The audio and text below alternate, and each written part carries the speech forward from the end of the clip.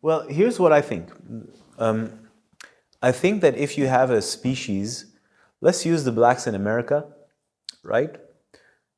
Or America, North America, South America, you know, the slave trade. So let's say you went and picked those guys and women from a natural environment where life is harmonious. Let's pretend, I'm simplifying because that's not the truth either. But let's pretend. And you pick them, you steal them, or you buy them from a person who owns them. I don't want to get into those details, but I got a slide sheet in always. And you take them and you bring them to your South American countries, a few in America, you spread them around, and then they've become slaves. I said slaves like this because if we look at the big picture, everybody's a slave. But now from this level, we're just looking at it from that point of view, okay? So they're slaves. So from this point on, everything they're doing despite themselves. They're not inspired.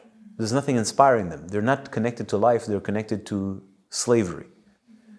It's their fear that is pushing them into action. So first, there's no inspiration. There's no creative inspiration. You're not really lit up. You're not connected to a life or a divine intention. You're connected to the zoo master or the slave master's intention. You're a slave. So everything you're doing now, technically your system has its brake on. If you had the choice, you'd leave. You don't have the choice. You're a slave. That's the definition of slave. So from this point on, everything is hard because your system is off. You have to work despite the fact that everything is closed. You have to create movement even though the engine and I don't know how to say this, engrenage, the gears, even though the gears are not rolling smoothly and nicely oiled. Everything's on stop, yet you gotta make it work.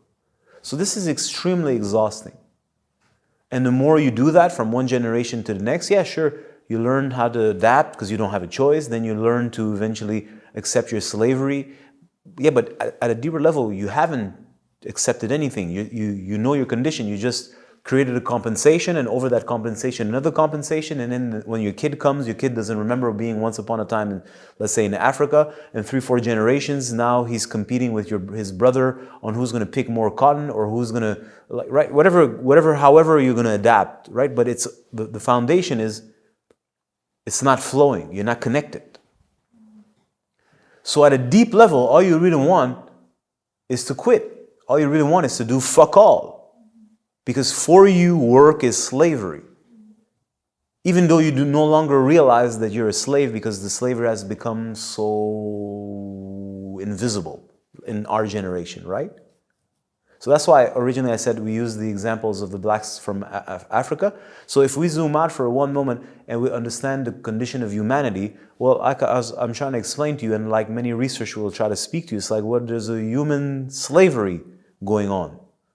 All of our world is like that. It's a super zoo, which means that at a deeper level, everybody's been working due to conditioning. It's not genuinely because they're connected and inspired by Dharma itself and want to work because they're in the current of life which nourishes them, inspires them, and they're building something that is great. No, everybody's a slave working for a slave master, even though it's conditioned.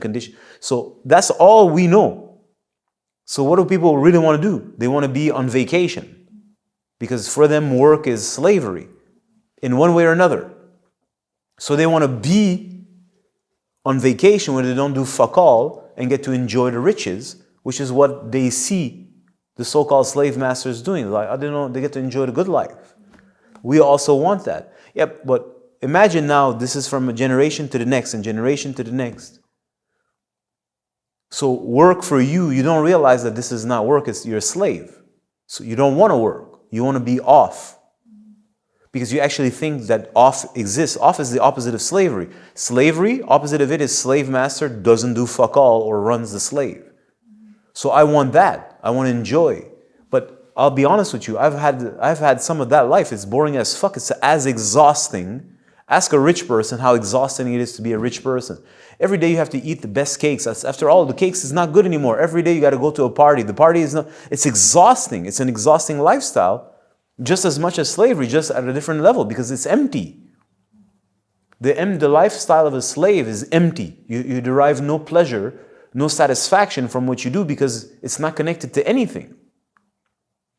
The satisfaction of in having more pleasure and more pleasure, it's empty. These things are empty. It's on the back of other people, and it's not connected to anything either. So it's like it's an endless quest for a form of pleasure that doesn't exist. How can you derive pleasure from chocolate?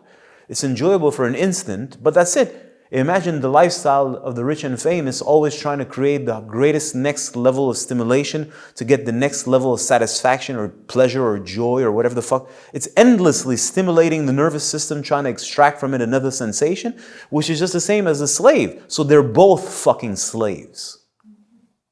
Different levels of slavery, but slaves nevertheless. So if we go back to that, the slave over there that associates work with I don't want to work and I want to be rich. They don't understand that that's the other side of the slavery. So that's what they want. I don't want to do fuck all. I want to have pleasure because my life has no pleasure. And when I see these cats who are rich, they all only have pleasure. They have the best sex. They have the best outfits. It's all pleasure and pleasure and pleasure. I want that because that's life. They don't realize that that's empty either. So to answer the question, which was, well, why are people having such a hard time? They don't want to work as we had defined work in a previous flow just before. Work equals prayer, equals power, equals generation, equals responsibility, which means connection to the vertical and expression in the horizontal, because they don't know any of that. They've never known this. And the versions from before that kind of mimic this, it wasn't authentic. It was, the church isn't connected to God, or it's connected to something, but it's certainly not connected to the one most high, the absolute. Of course not. But it's connected to something, and you it's bish and you it's slave.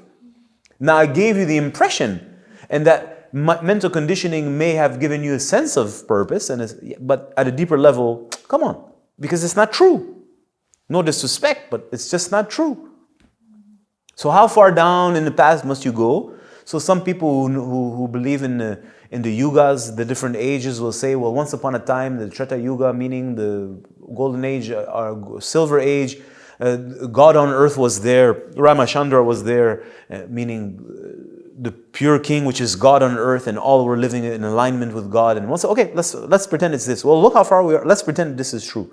I'm not saying it's true or untrue. I'm just saying let's pretend. Well, look how far we are today. Let's be honest. So this is total slavery. There's right? And in people's mind, slavery is work and freedom is no work. This is because they're conditioned. They don't know what work is. Work is service, and service is bliss. It means you're in the current of power, and the power expresses itself through you. You connect. That means when we say work is prayer, it means life is passing through you to express its service to life, to humanity, to nature. So that means you're fucking high as you can get without being on drugs. Because the power of life is passing through you, using you. That's all you need. And you get to be in the flow. And ideas and creative genius potentials that you cannot fathom will come through to you because of you're connected to that life force, which is using and making the best use of you. Like you're like God is fucking you, in other words. What do you want more? So this is not at all what we have. So work today is associated to slavery, but people don't necessarily, some people know this to a certain degree, but yet they have a fantasy that maybe if they can get a better job, then their job would give them meaning, and then until they get that job and realize it's as meaningless. Because all you're doing is serving the system, and the system is a slave system, so no matter what you're doing, you're always serving you're a slave. It's not that what you're doing is not useful, it's useful to the slave system. You're perpetuating the slave system. It doesn't plug you to God, your service, your work. That means, let's pretend that you live 75 years. So for 75 years, here you are supposed to work, right? The first couple of years you have to grow enough to be able to work. Once that's passed, you have about 75 years, God willing, where your whole life, you work. And what you're doing gives you no satisfaction. It doesn't fulfill you, doesn't touch you, doesn't activate your greatest, truest potential, and it serves nothing but a death system. Like you've taken, imagine, you're like, think of that. So then you say, what was the meaning of my life? There was none, with all due respect.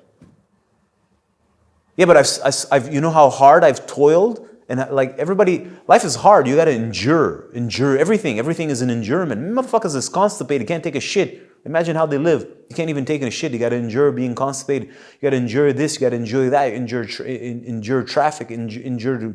Like life is about enduring, and it requires a lot of endurance. So I had to endure all these years. And you see how old people are. Like they're exhausted. That's old age, is exhaustion. They're like finito.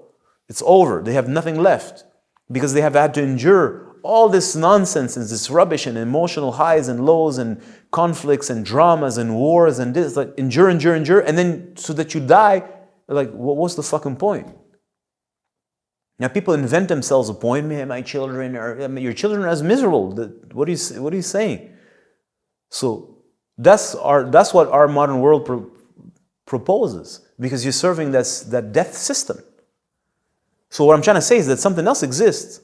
It's life itself, which sounds funny, and life itself has its current, let's call it dharma power, or master power, or whatever the hell you want to call it, but that supreme intelligence that it has its own agency.